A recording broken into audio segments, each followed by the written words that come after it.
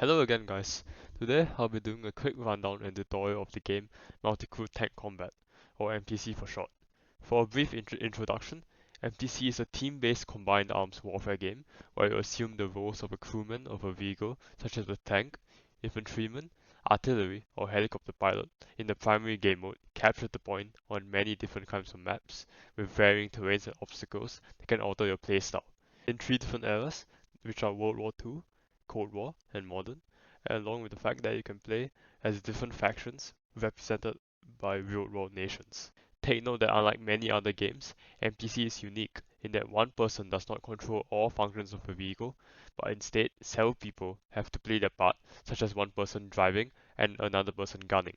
So, without further ado, I shall go through how you can get started playing MTC. The first thing that you'll see when you join the game will be this title screen. So I'll do a quick explanation of all the buttons. So on the left side, you have the end the game button. You can click this and you'll be able to choose what faction that you want to play as for the duration of the match. Next up, we have the server icon.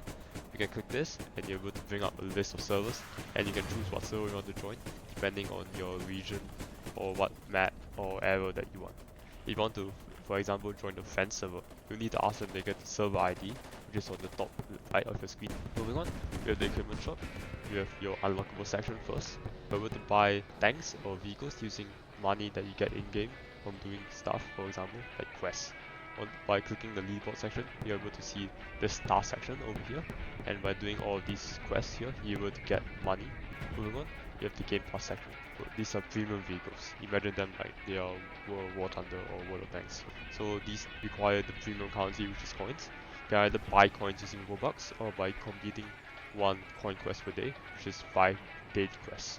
So you get 15 coins for this. Honestly, even though some of the Game Pass vehicles may be really good, I recommend you to not buy them with Robux and instead learn the basics of the game first, because there's not really any point in using Game Pass vehicles if you don't know how to play the game. So next up, we have the donations, which is self-explanatory, and then we have your codes. So they're able to get freebies like example money or coins, whatever, by joining the Discord. And also you can also check on bottom left of the screen, you're able to see stuff like updates, but they also include a section where they usually have a code. Moving on the bottom right of the screen, you have your stats, for example your money, your coins, and your KD, as well as your level and the server region, and like I explained just now. So now that we are done with this, I'll click the enter game button, and I'll choose my faction. So I'll choose the Eagle Federation. Oh, well, looks like the team is unbalanced, so I was made to go Hawk. So anyways, the first thing that you see when you enter the game will be this screen. So first of all, I'll explain the classes. So you have a crewman class. You're able to use vehicles like tanks as well as helicopters. So usually the main class of the game. And moving on, we have infantry, basically foot soldiers equipped with anti-tank stuff, as well as, oh yes, you are not able to use tanks or heavy vehicles as infantry, so it's important to take note of that.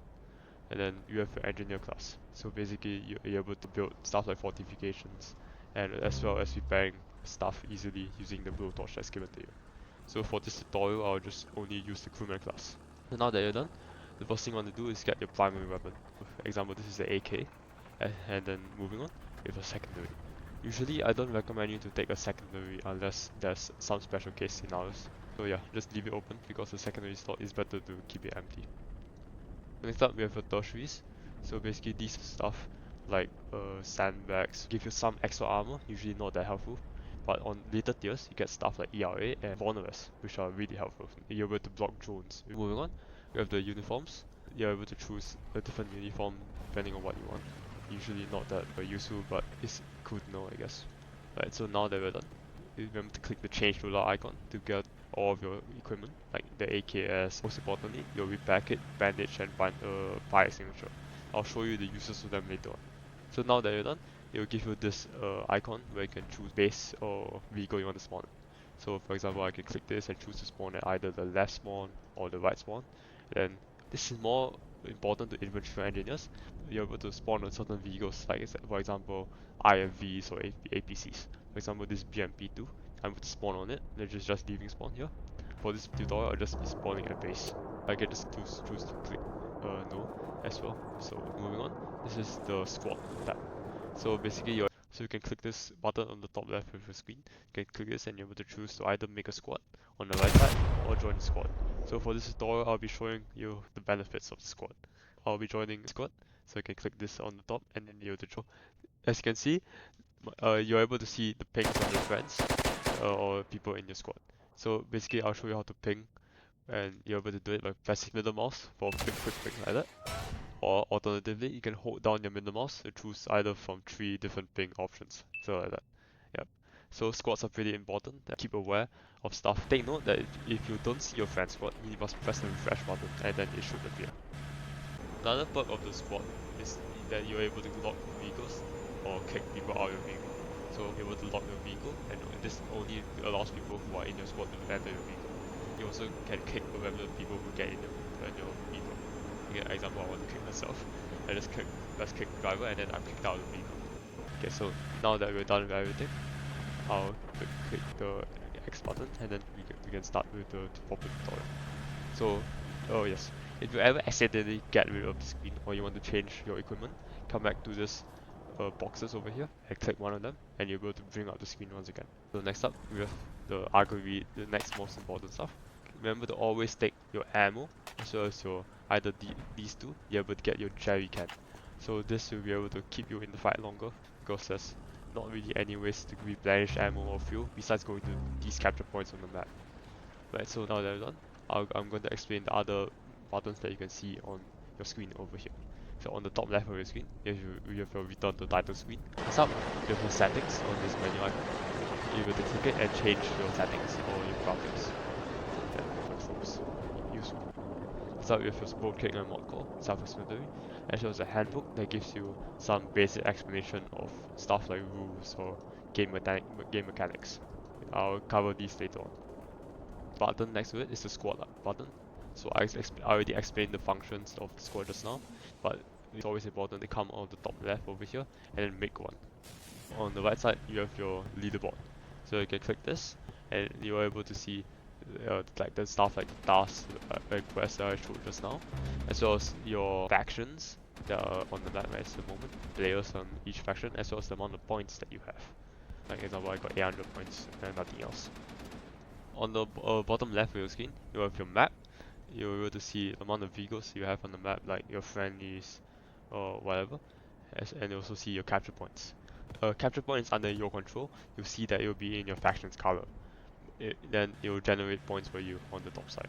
The vehicles that you see, for example, if the vehicle is colored blue, there's someone in it, but if it's colored white, there's no one in it. So it's pretty important to take note of in combat. You can also press M, the M key, to bring up a bigger portion of the map. So yeah, pretty useful to know as well. Now that we're done with it, let's get moving on to spawning your vehicle. So I decided to move to a private server for easier filming. You can finally spawn your own vehicle. So you can click this spawn vehicle icon and you're able to bring up a list of vehicles that you're able to spawn. So take note that certain vehicles, you're able to only crew them with certain classes. For example, this T80, you can only get it in it with your crewman class. So another thing you have to take note of is the amount of points that you have. So you can check on the top right again, the amount of points determines what tier of vehicles that you're able to spawn. So as you can see, I'm able to spawn up to tier 1 to tier 2 vehicles, but I can't spawn tier 3 vehicles because I'm 500 points short. So now that we've done that, I'll show you how to spawn a vehicle. So first of all, you click the button over here, and now you put out a menu where you can choose stuff like your camouflage or your colors, and you can also use this search for stuff. For example, I want gray color. Click, and you also use this image ID. You can take from directly from Roblox. Use it for stuff like fashion icons. The next up, we have your add-ons. So these are basically upgrades. Sometimes they're cosmetic, like in this case, or other cases, they can be huge helps. For example, this Object 292. You can click this, and for 250 points, you're able to add a thermos, which is a huge help. So I recommend you to always take add-ons if you're able. So now that we're done with that, I'll finally spawn the vehicle. Click this button, and then voila, here's your very own vehicle. So first of all, I'll be showing the roles that the vehicle will have. So once you spawn the vehicle, you'll probably need 1 or 2 people to fill out the roles of the vehicle. So for the roles, you have your driver seat, you have your gunner, and then you have your commander. So for other vehicles, like for example the Abrams or like majority of World War II and Cold War tanks, you also have a load. So first of all, I'll show you how to drive. So first thing you want to do, when you're driving, click to turn on the engine on the bottom right side. Like this, and then click the engine to start. Completely started up. The way that you want to move, press E to change your gear. So currently I'm in the neutral gear. So when I press E, I increase my gear and I'm able to move forward. So if you want to increase my speed, I want to press E again, and then I will increase my gear, and so on and so forth. I will accelerate faster. So if I want to decrease gear, to press Q again, I want to go to the reverse gear, and then I'm able to reverse. So take note, the controls for driving is W to go forward, E to increase the gear, as well as Q to decrease the gear. Then once you're in the reverse gear, you need to press W to reverse, and not S, to take note of that. So another tip is that when you're making turns, I recommend you get a low gear or going up a steep stuff like this.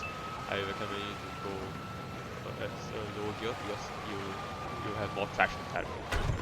So next up, we have the lights. So basically, self-explanatory. You can use it to turn on lights.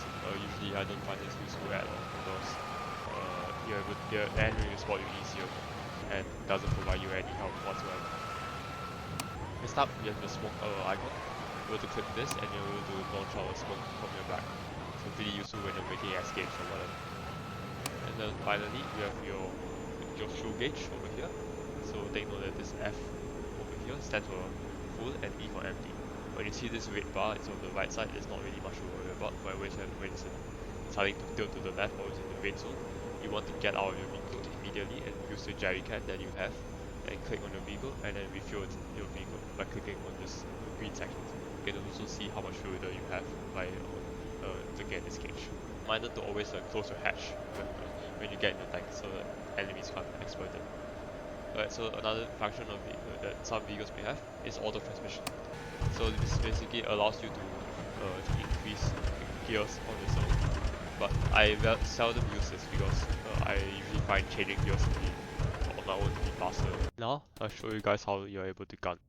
So first thing you want to do is to get in the gunner seat by pressing E over here. Then on the bottom, you're able to choose what kind of shell you're able to load or machine gun. You can press 1 to load your machine gun. As then you can see, you can choose either 1, 2 or 3. You can choose either APFS DS, canister shot or heat FS. So these type of shells, it depends on what kind of situation you're facing. So for example, you're facing a tank, you usually use APFS DS on modern. And if you're facing light infantry or whatever, you use heat FS. Now, you can also click on the top right over here to change your shells that you want. For example, you can choose to use point detonate for light vehicles, and then you can choose to click this for proximity fuels. This is used for helicopters. So now, it's important to take note of is that if your tank has a loader, the loader will be the one controlling the loading. However, if there's no loader present, but there's the empty loader seat, you take longer to load your shell. The tank is an auto-loader tank, like for example the T series in Hawk. You're able to choose what kind of shells you want to load on your own automatically. So now, example, I want to choose to load APF SDS like that. I press 1, and then I will take a long time to load because I don't have a loader. Next up, you want to press X to go into first person like that, and then you can see your targets. How to fire? You press V to range your target. If you're on a modern and your tank has a laser rangefinder, then the next thing I want to do, press F to fire, and then you should be able to fire and kill your target like that. So then I'll cover the functions on the right side. So first of all, you have these two icons. These are your sights. So basically it determines how you're able to see in first person. So for example, if I go to press X again, so first currently I'm on my first sight, which is the laser rangefinder sight. So now, if my main sight, for example, is damaged, I can press Shift X or Shift 2 or Shift 1 or 2 respectively to be able to go back to change to either side. So for example, Shift 1 for main sight and then Shift 2 for secondary sight. So take note that each sight may have different qualities. For example, my second sight does not have a laser rangefinder unlike the first one. So as you can see, I need to rely on manually reading the reticle and leading my shot from there. So like that. Yeah, important to take note of. So this is usually happens on some vehicles like the BMP2, but it's not really that common. Different sights will control different weapons. My first sight, I'm able to use it to fire my autocannon normally like that. However, if I want to use my ATGM, I have to switch a second sight. So like that, as you can see in third person, I'm on my second sight and it's not moving the third at all when I'm pressing A and D, but instead moving the ATGM. And then I go into first person, as you can see, my third just firing in a random direction. Yeah. So now, if I wanted to use the main turret, I need to press Shift X again to go back to my main site and use the autocannon. Next up, you have on the right side of your screen, you have your what type of shell is loaded. So switch for your weapon. For example, if I want to use my machine gun, I press the C key to switch to machine gun and then I can fire. If I want to go back to my main gun, I press C again and then it bring back to my main gun like this and I'm able to fire and the target should die. Right, so now next up, we have your V for range finding. So this is really important for long range stuff. So I can press V, like for example, on this target, and then my barrel will be aligned exactly on the target. So it's really important on with regular sights, for example like this, because they allow you to accurately know where to hit the target. However, getting highly skilled, you can always just eyeball your shot. Next up, you have your smoke. You can press G to be able to fire smoke. So I'll demonstrate real quick. So this is useful for making escape or hiding your vehicle. I can press G and like that, smoke will appear out of my vehicle. So next up, your thermals or some other stuff. So take note that usually these stuff will not appear on World War II or low tier Cold War, and this only appears on high tier Cold War or modern. So now, if I want to press K, I can enter my thermal site. So this is the chat with the main site. So take note that if my main site is damaged or destroyed, I will not be able to use my thermals. When I'm in my thermal state, I'm able to see targets that are highlighted. So this is useful for looking stuff through bushes or at night time. The next function that we have is a stabilizer. That it keeps your turret pointed in one direction and prevents it from moving at all when the driver is turning. Vehicles that do not have stabilizer have your turret turning in the direction that the hull is in, or what direction the driver is turning. Important to take note of as a driver, if your tank does not have a stabilizer, you will probably need to stay still for your gunner to move if they are not as good as some other people. Right, so if you're using a higher tier vehicle like Abrams Axis or like whatever bus tier 4, you usually get access to a pretty cool feature known as lock on. I can press N, the N key, and then it automatically tracks a target for me. So I'm not touching anything on my mouse or keyboard right now, and as you can see, it automatically tracks the target. Locking on also automatically ranges the target, so you don't have to press V to range the target as well. This is pretty useful as well to snipe moving targets a lot faster. Pretty much just press F to fire, and then you'll be able to done with your job. If your target is fast moving like this, I can also alternatively add on lead, and then it also automatically calculate the distance that they're moving, and then again I can fire. As you can see, the target is fast moving, but I use my machine gun and I'm able to hit them accurately, even though I'm not moving or automatically calculating lead. So that was with lead. This is without lead. You can see my shot checks at the end over there, and now it's missing. If I turn on lead, I'm able to automatically track it like that. So another function that some high tier vehicles may have is the auto align function. So if I click this, if this guy in the distance ranges me, for example, okay, he should range me any second. Yeah, so okay now, as you can see, if the target ranges me, my turret will automatically point in the direction of the target. So this is pretty useful in case you don't know where someone is firing. You're able to automatically check at where they're firing at. As you can see, this a laser warning that will also appear, and it shows the direction that your target is currently ranging you from. So you see that warning, you're in danger. Really important to take note of. Okay, so now this is APS. As you can see, this guy fired 80 gem at me, and it did not impact me at all. So this is because I have APS or Active Protection System. So when he fires 80 gem at me, the APS intercepts the thing on its own. They know that if you're fighting some higher tier vehicles, you'll probably encounter this APS, and also it has a potential to eat or block your shot. So you may need to fire once or twice to fully disable a tank. This is how APS affects targets from my side. So for example, if I fire 80 gem at this Abrams X, it should be able to intercept it. As you can see, yep, APS interception. So moving on to the next role that we have, it will be the commander. The job of the commander is to scout for enemy targets and then highlight them using a middle mouse. For example, you press middle mouse on the enemy target, and it will highlight red. It will be quite clear for your gunner to see, and it's really useful for engaging enemy targets. The next job of your commander is also to deal with enemy infantry that may be surrounding your tank with a machine gun. Usually you can press H for mouse control. Take note that also by opening the commander hatch, you're able to stick out your head and increase field of view, just like that. But if I close my hatch, as you can see, it is really reduced. This is useful for stuff like CQC maps like Villas or Normandy, where you need to see over the hedge. So take note that if there's like artillery or active infantry around you, remember to close the hatch because you're really vulnerable. You don't want to get sniped. Moving on to a higher tier commander.